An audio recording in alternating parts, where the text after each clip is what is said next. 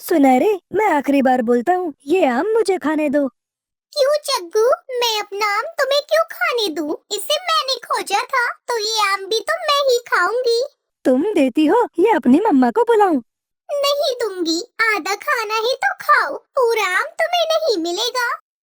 ये बोलकर टुनटुनी चिड़िया की बेटी आम खाने लगती है। सुनहरी को खाते देख जग्गू तो गुस्से में लाल पीला हुआ जा रहा था। वो भागा भागा अपनी मम्मा के पास जाता है। मम्मा, वो सुनहरी पूरा आम खा गई, मुझे अपना आम चाहिए। जग्गू बेटा, पहले ये बताओ, आम को पहले तुमने देखा था या चिड़िया की बेटी ने? नहीं मम्मा, पहले उस सुनहरी ने देखा था, मगर मैं भी तो वहीं खड़ा था, उसने मुझे आम नहीं दिया। उस छोटी चिड़िया की बच्ची की ये मजाल जो मेरे बेटे को आम न खिलाए। चल जग्गू, मैं चलती हूँ तेरे साथ, सुनहरी की अच्छे से खबर लेती हूँ। ऐसे बोलकर सुंदरी अपने बेटे के साथ चली जाती है। सुनहरी अभी तक आम खा ही रही थी, तभी सुंदरी कौवी उसे मारते हुए आम छीन लेती है। क्यों रे चिड़िया की बच्ची, मेरे बेटे को रुला के तुम मजे से आम खाओगी? आंटी, आप मुझे ना मारे, पहले पूरी बात तो सुन ले। आम को मैंने खोजा था, जग्गू तो मुझसे लूट कर अकेले ही खाना चाहता था। आप इसे मारे ना, तभी ये सुधरेगा। मम्मा, ये झूठ बोल रही है।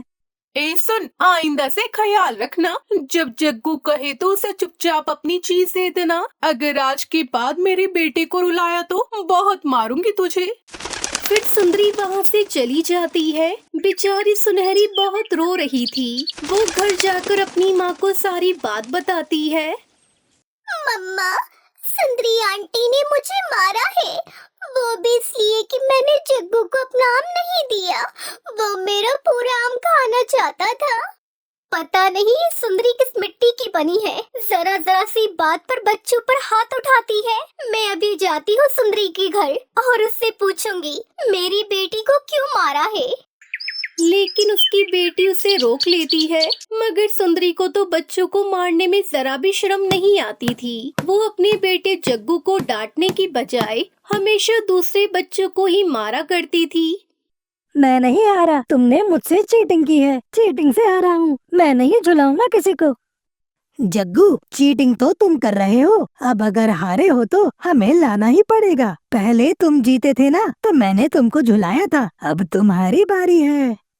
जग्गू हार गया, जग्गू हार गया, अब मुझे अपनी पीठ पर बिठाकर उस बेरी के पेड़ पर छोड़ कर आओ। ऐसे सभी पक्षी जग्गू से झूलने को बोलते हैं, मगर जग्गू वहाँ से भागने की कोशिश करता है कि हरिया तोता का बेटा जल्दी से जग्गू को पकड़ लेता है। तभी वहाँ पर सुंदरी कौवी ये सब देख लेती है और तभी जग्गू झूठ बोलता है। मम्मा, आप आ गई, मुझे बचाओ, ये सब मिलकर मुझे पीटना चाहते हैं। क्यों रे शैतान बच्चे, मेरे अकेले जग्गू को पीटेगा? मैं अभी मजा चखाती हूँ तुझे। हरिया तोता के बेटे ने जग्गू को पकड़ा हुआ था। सुंदरी उसे पीटना शुरू करती है। हरिया तोता का बेटा भागकर अपनी मम्मा के पास चला जाता है। क्या हुआ टीटू, आप रो क्यों रही हो? और आपके मुंह पर ये क्या हुआ? इतना लाल क्यों हो रहा है? माँ, मुझे पीटा है, मुझे सुंदरी आंटी ने पीटा है, मेरे गाल पर भी मारा। हरियाली तोती सुनते ही भागी भागी सुंदरी कौवी के घर जाती है और जोर जोर से उसका दरवाजा बजाती है। सुंदरी, अरे ओ सुंदरी, दरवाजा खोलो, मेरी बच्ची को मार के घर में नहीं छुप सकती तुम। क्या है हरियाली, आज मेरे घर का दरवाजा तोड़ोगी क्या? सुंदरी, तुझे शर्म नहीं आई? जब मेरे बेटे को इतना मारा, बुरा हाल कर दिया उसका। कभी ऐसे अपने बेटे को भी मार लिया कर, वो ही सबसे शैतान बच्चा है। हरियाली, तेरा बेटा पहले मेरे जग्गू को पीट रहा था, फिर क्या मैं अपने बच्चे को पिटने देती तेरे बेटे से? हाँ, तो बच्चों बच्चों की लड़ाई थी, उन्हें मारने देती, लेकिन तुमने तो मेरे बेटे को बुरी तरह से पीटा है। ऐसे ही तुमने बेचारी टुनटुनी चिड़िया की बेटी को मारा था। बेचारी सुनहरी के 3 दिन तक कान में दर्द होता रहा है।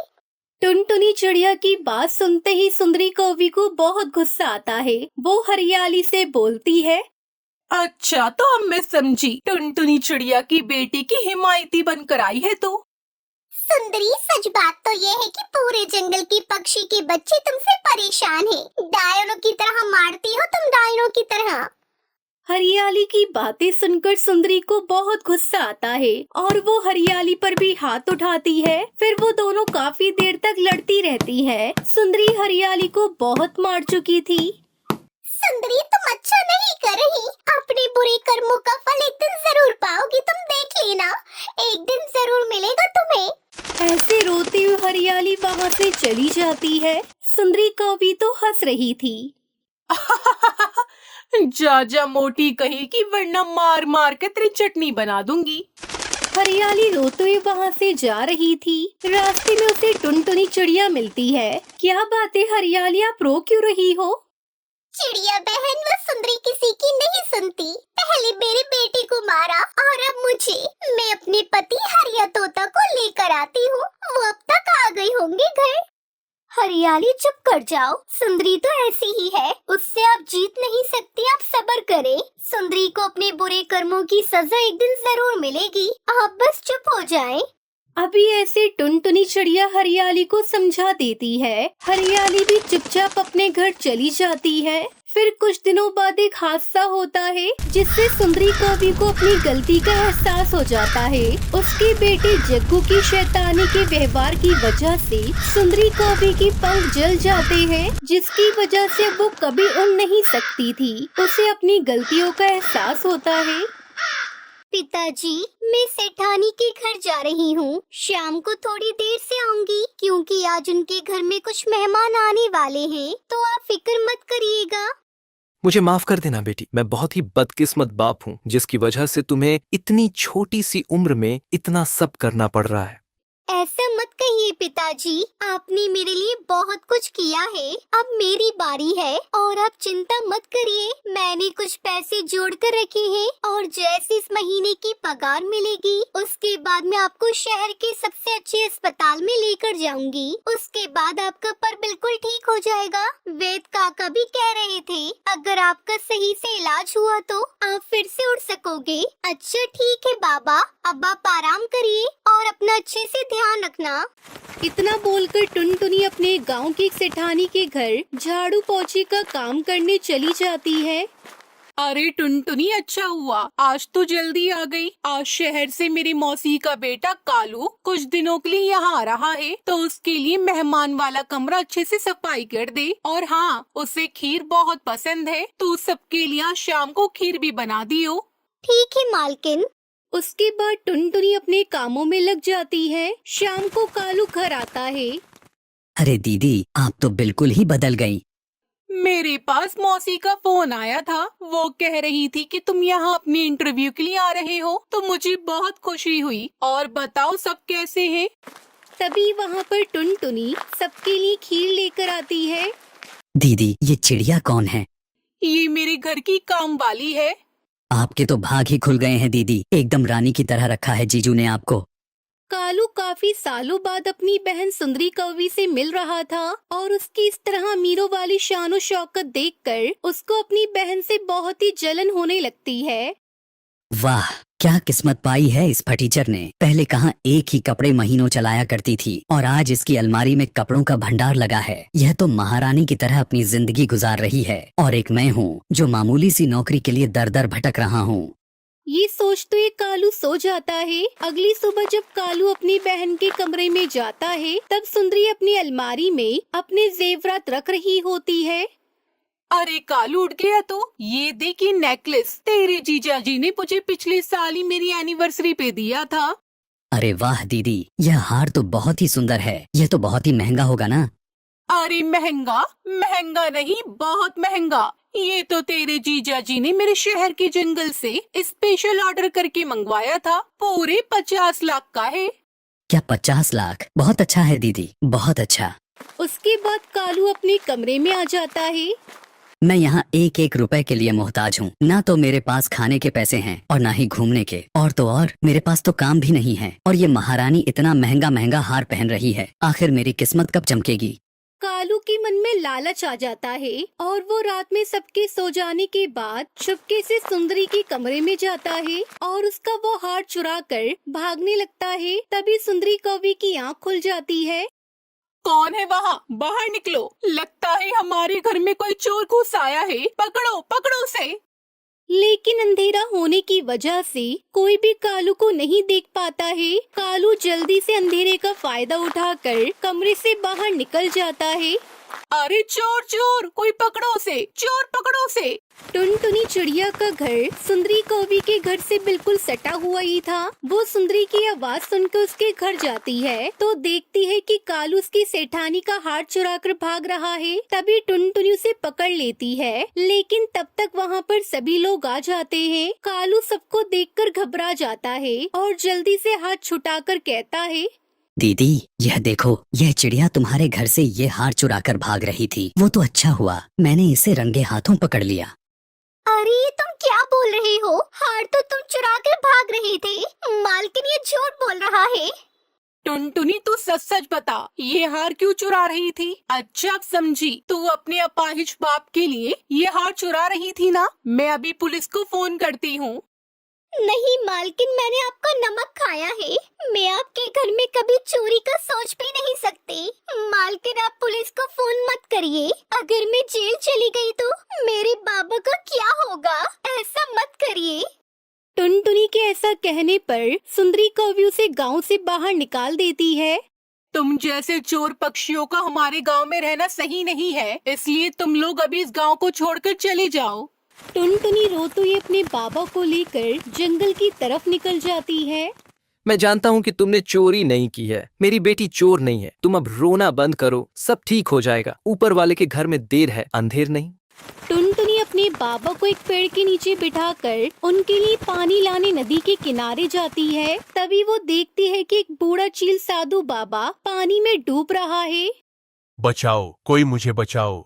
अरे ये क्या? अगर उन्हें जल्दी से बाहर नहीं निकाला तो ये मर जाएंगे। टुनटुनी जल्दी से नदी में कूदकर उस साधु बाबा को बचा लेती है। अरे बाबा, आप नदी में कैसे गिर गए? बेटा, मेरा घर उस पहाड़ी के ऊपर है और मैं हर रोज इस नदी से पानी लेकर अपने जादुई खेत में पानी डालता हूँ। लेकिन आज इस बुढ़ापे की वजह से मेरा पैर फिसल गया और मैं नदी में गिर गया। अगर आज तुम नहीं होती तो पता नहीं, शायद मैं इस दुनिया में नहीं होता। लेकिन बेटी, तुम इस जंगल में क्या कर रही हो? उसके बाद टुनटुनी उस बूढ़े बाबा को अपने बारे में सब कुछ बताती है। बेटी, यह दुनिया है ही ऐसी, यहाँ गरीब लोगों की कोई कदर नहीं होती। बेटी, तुम मेरे साथ मेरे घर चलो। फिर टुनटुनी अपने पिता के साथ उस बूढ़े साधु के घर चली जाती है। वो बूढ़ा साधु टुनटुनी और उसके पिता को भरपेट खाना खिलाते हैं। उसके बाद वो टुनटुनी को अपने जादुई धनिया के खेत में ले जाते हैं। टुनटुनी, ये हरा धनिया का खेत देख रही हो ना? ये मामूली खेत नहीं बल्कि जादुई हरा धनिया का खेत है। तुमने मेरी जान बचाई है, इसके बदले में तुम्हें अपने खेत का यह जादुई हरा धनिया दे रहा हूँ। तुम इस जादुई हरा धनिया को खाली जगह पर जाकर कहीं भी बो देना और वहाँ पर अपने आप ही बहुत ही खूबसूरत जादुई हरा धनिया का घर बन जाएगा और उस घर में तुम्हें किसी भी तरह की कोई कमी नहीं होगी। आपका बहुत बहुत शुक्रिया बाबा। टुनटुनी उस बूढ़े साधु बाबा का धन्यवाद करके उसके घर के पास ही खुली जगह पर वो धनिया बो देती है और देखते ही देखते वहाँ एक बहुत ही खूबसूरत हरा धनिया का घर बन जाता है और उस घर के अंदर उनकी जरूरत की सारी चीजें होती हैं। फिर टुनटुनी अपने पिता का अच्छे हॉस्पिटल में इलाज कराती है और कुछ ही दिनों के बाद उसका पिता बिल्कुल ठीक हो जाता है और फिर सब मिलजुल कर उस जादुई हरे धनिये के घर में खुशी खुशी रहने लगते हैं। चाची, एक रोटी और दे दो, बहुत भूख लगी है।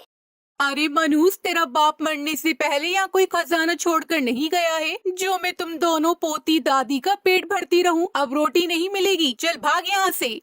टुनटुनी को रोता देखकर उसकी बूढ़ी दादी टूनी उससे कहती है, अरे सुंदरी बहू, ये तुम किस तरह से बच्ची को डांट रही हो? रोटी ही तो मांग रही है, दे दो एक रोटी। दादी, चाची ने मुझे रात में भी खाना नहीं दिया था और सुबह में बस एक ही रोटी दी है और मैं एक और मांग रही हूँ तो मुझे डांट कर भगा दिया। सुंदरी बहू, ये क्या तरीका है बच्चों से बात करने का? ये घर जितना तेरा है उतना ही टुनटुनी का भी है। क्या हुआ, इसके माँ बाप मर गए तो मैं अभी जिंदा हूँ। आप तो चुप ही रहो माँ जी। एक तो मेरा पति आपका बोझ और आपके इलाज का खर्चा उठा रहा है, ऊपर से हम इन नालायक बच्चे का भी खर्चा उठाए। ये हमसे नहीं होने वाला।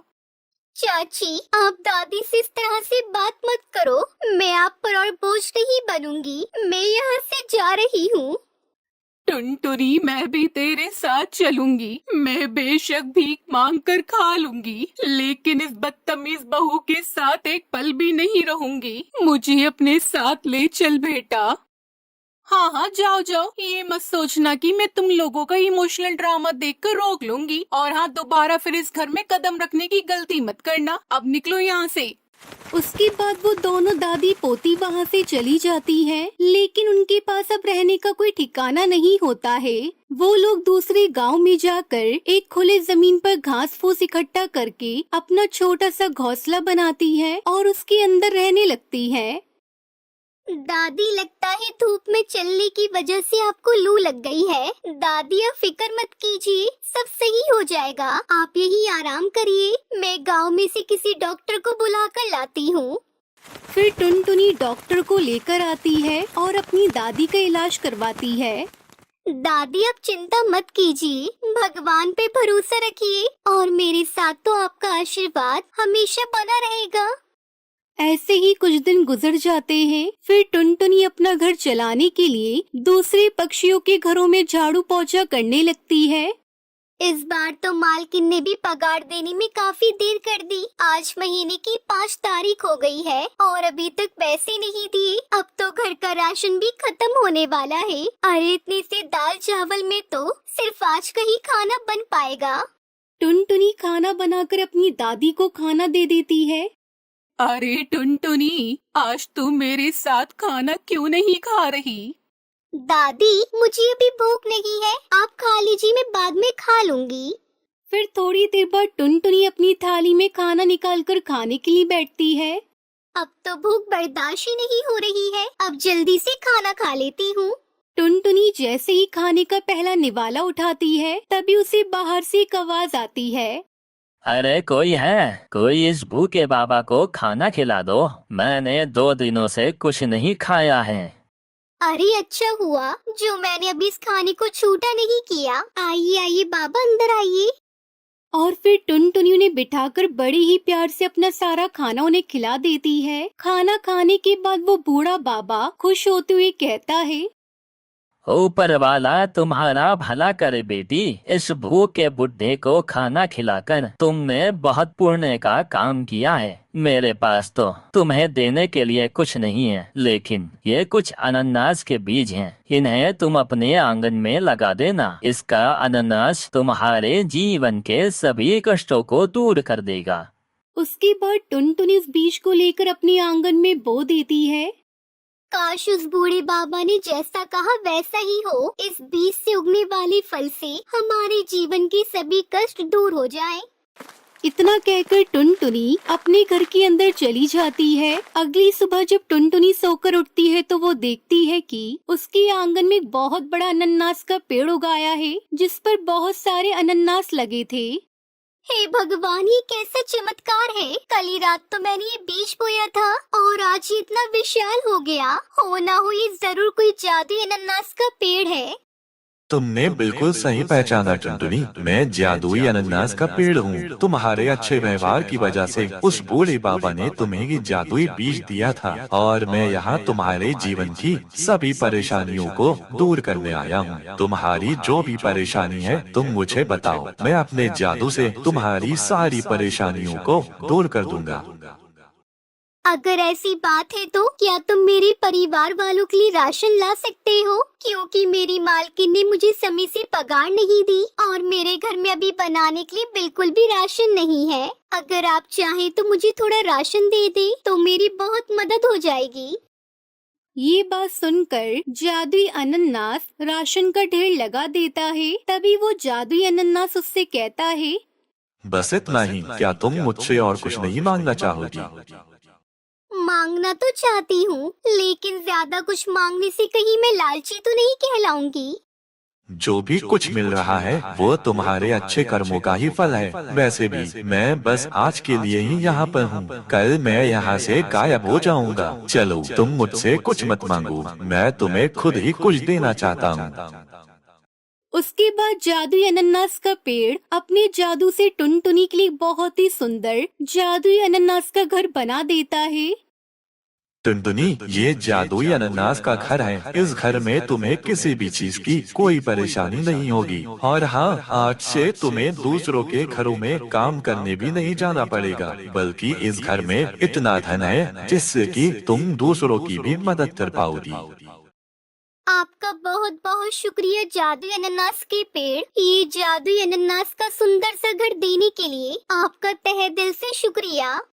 उसके बाद वो जादुई अनानास का पेड़ वहाँ से गायब हो जाता है और टुनटुनी उस जादुई अनानास के घर में अपने परिवार के साथ प्यार से रहने लगती है और गरीब और बेसहारा पक्षियों की सहायता करने लगती है। वहीं दूसरी तरफ टुनटुनी की चाची सुंदरी कौवी के पति का कारोबार में बहुत बड़ा लॉस होता है और उस नुकसान के चलते उसे अपना सब कुछ बेचना पड़ता है और फिर किराए के एक छोटे से घर में रहना पड़ता है। सुंदरी, मुझे मुखिया के यहाँ चंद पैसों की मजदूरी मिल गई है। लेकिन इतने कम पैसों में हमारा क्या होगा? हमारे घर का खर्चा कैसे चलेगा? सुंदरी, आज जो कुछ भी हमारे साथ हो रहा है ना, वह सब तुम्हारे ही बुरे कर्मों का फल है, समझी? और इस तरह सुंदरी कौवी को दूसरों के घरों में झाड़ू पोछा करके अपना घर चलाना पड़ता है और इस तरह उसका सारा घमंड टूटकर चकनाचूर हो जाता है। और वहीं दूसरी तरफ टुनटुनी अपनी दादी के साथ जादुई अनानास के घर में खुशी खुशी रहने लगती है।